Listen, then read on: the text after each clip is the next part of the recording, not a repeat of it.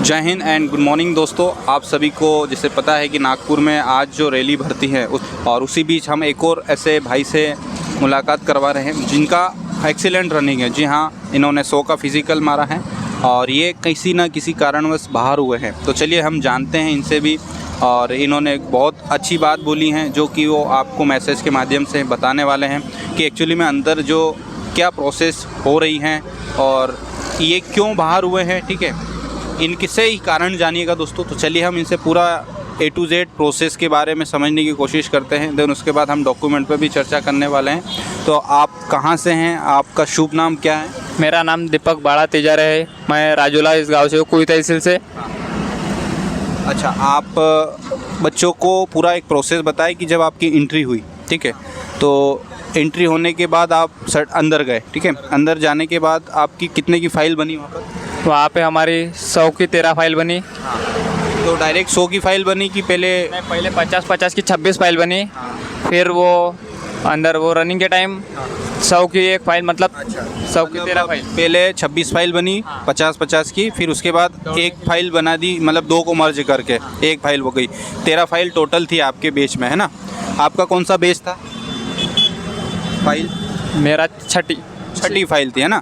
Okay, इन भाई का छठा फाइल था। और आप बताएं फिर अंदर जाने के बाद जब आप ग्राउंड पे पहुंच गए, है ना, तो ग्राउंड पे पहुंचने के बाद आपको क्या वहां पर बिठाया जाता है? मतलब जैसे पहले बिठाते थे भीड़ में, ऐसे ही बिठाते? हाँ, बिठाया था। हाँ, बिठाया था। फिर थोड़ी देर बाद उन्होंने हमको अंदर ग्राउंड में भेजा। पहले बहुत से लड़के गए, उनकी रनिंग हुई, बाद में हमारा नंबर आया, फिर हम गए, फिर हमारा नंबर आया, हम गए, और उन्होंने हमको सब 100 बच्चे वहाँ पे एक साथ छोड़े, गो बोला। फिर पहला राउंड होने के बाद पहला राउंड ऐसा बोला उन्होंने, फिर दूसरा राउंड, फिर तीसरा राउंड। अच्छा, ऐसा बोले। ओके, जैसे पहले फाइल बैठती थी 300-400 की, है ना, और आपसे बात करते करते सडनली गो बोल दिया जाता था कि गो। क्या आज भी ऐसा ही हो रहा है? वही माहौल है? फिर जैसे चक्कर, पहला चक्कर शुरू, दूसरा चक्कर शुरू, तीसरा चक्कर शुरू, चौथा चक्कर शुरू, ये सारी चीज़ें सेम है ना? तो देखिए, आप इनका कहने का यही है कि कुछ बच्चे पूछ रहे थे कि सर क्या वहाँ पर ऐसा मैसेज दिया जाता है दौड़ने से पहले कि आप खड़े हो जाए? ऐसा कुछ नहीं भाई, आपको पूरा बिठा दिया जाएगा। प्रोसेस वही है, कोई रूल्स चेंजेस नहीं है, ठीक है। अच्छा, उसके बाद आपकी फाइल में कितने बच्चे पकड़े? 35 एक्सीलेंट में कितने बच्चे? 12 बच्चे। बाकी के जो 23 बच्चे हैं वो सेकंड ग्रुप में। हाँ ना, ओके। इनकी फाइल में 35 बच्चे थे, फर्स्ट ग्रुप में 12, सेकंड ग्रुप में 23 स्टूडेंट्स लिए। आपका कौन सा ग्रुप था? First group. ओके, इनका एक्सीलेंट रनिंग है, 100 का रनिंग है। उसके बाद रनिंग के बाद क्या चीज़ें वहाँ पर आपको दी जाती हैं? रनिंग के बाद थोड़ी देर बिठाया जाता है, उसके बाद वो कुछ प्रोफॉर्म देते हैं, वो फॉर्म भरने के लिए। वो फॉर्म भरने के बाद वो सर के पास देना पड़ता है। फिर बाद में वो उधर वो क्या जो सिर्फ वो गड्ढा कुदाते हैं। अच्छा, ओके, हाँ, 9 फीट डीच का जो गड्ढा है वो फिर कुदाएंगे आपको। फिर जिग जैग बैलेंस होगा आपका, है ना। उसके बाद आपको चिन अप्स, पुल अप्स के लिए लेकर आ जाएंगे, बीम लगवाना पड़ेंगे, बीम लगाएंगे आप, ठीक है। तो आपने बीम कितने लगाए? 10। अच्छा, जो बच्चे वहाँ आ रहे हैं वो अनुभवी बच्चे हैं कि नए बच्चे ज़्यादा आ रहे हैं? नए बच्चे ज़्यादा दिख रहे हैं। ज़्यादा है। कितने पूरे बच्चे बीम लगा पा रहे हैं? Total 10 beam? हाँ, ज़्यादातर लगा रहे हैं। ज़्यादातर, हाँ, ठीक है दोस्तों। देखिए, बच्चे नए भी हैं, ज़्यादातर बच्चे बीम लगा रहे हैं। अच्छा, आपको फिर बीम हो गया आपका, मतलब आपका एक्सीलेंट, आपने कितने बीम मारे? 10। तो आपका 100 का फिजिकल हो गया। Very good, great. उसके बाद फिर आपका क्या मेजर हुआ? फिर मेरे को चेस्ट मोजने के लिए, चेस्ट गिनने के लिए गए। चेस्ट का बताएं थोड़ा सा। चेस्ट कैसे चेक किया जा रहा है? कितना सेंटीमीटर नापा जा रहा है? और चेस्ट कितना था नॉर्मल? 77। हाँ, और फुलाने पर 82। हाँ, ठीक है। मतलब हाँ, कोई बात नहीं, कंफ्यूजन नहीं होना है ना। 77 से 82 आपका एक्सपेंशन हुआ है। ओके, उसके बाद फिर आपका हाइट मेजरमेंट हुआ होगा, तो आपकी हाइट कितनी काउंट हुई? मेरी हाइट 165। अच्छा, 165। आप जीडी से हैं? जीडी से। तो आपकी हाइट तो थी नहीं, तो आप मतलब ये जो हैं आप हाइट में बाहर हो गए, है ना। तो आपकी हाइट आपको पता था 165 है, तो फिर भी आप आए, तो ऐसा क्यों? मतलब आपको पता था कि आप इतनी मेहनत करेंगे, फिर भी आपका जीडी में सिलेक्शन तो होना नहीं है, तो फिर आपने इतनी मेहनत करके यहाँ पर किस रीज़न से आए, आप बताएं। मेरे को मतलब कैसा ऐसा पक्का है लगने का है करके नहीं, मैं सिर्फ एक एक्सपीरियंस लेने के लिए, क्योंकि मेरी ये पहली भर्ती है, इसलिए मैं एक्सपीरियंस आगे फिर और कोशिश करूँगा मैं, और भर्ती मारूँगा फिर। भले सिलेक्शन ना लो पर भर्ती जरूर मारोगे। हाँ। अच्छा, क्या मराठी में क्या मैसेज देंगे आपके नागपुर वालों बच्चों को और महाराष्ट्र के जो बच्चे हैं उनको? तुम्ही पण खूप तयारी करा, खूप प्रयत्न करा, आणि प्रयत्न करत राहा, प्रयत्नांना यश मिळतेच। आज नाही उद्या तर प्रयत्नांना यश मिळणारच, तुम्हाला पण यश मिळणार अशीच।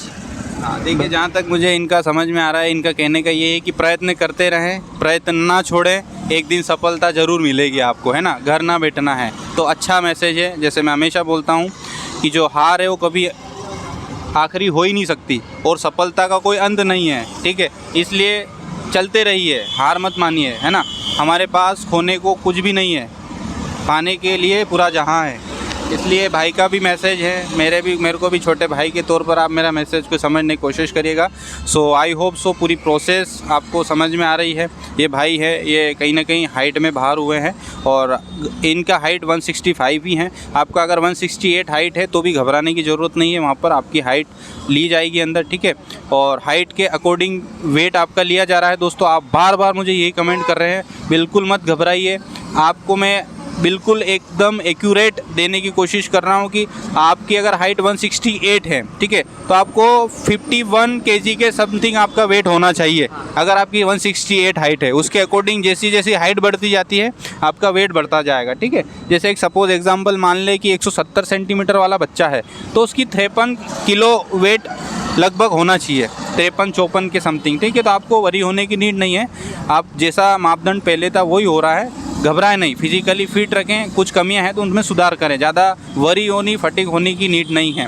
तो दोस्तों ये थे हमारे एक और एक्सीलेंट अग्निवीर योद्धा जिनका हाइट ना था। अच्छा, आप क्लर्क से क्यों नहीं दिया फिर आपने? मतलब वो क्लर्क इसलिए एजुकेशन में प्रॉब्लम था क्या? अच्छा, मतलब क्या किया आपने, 10th की 12th? 10th।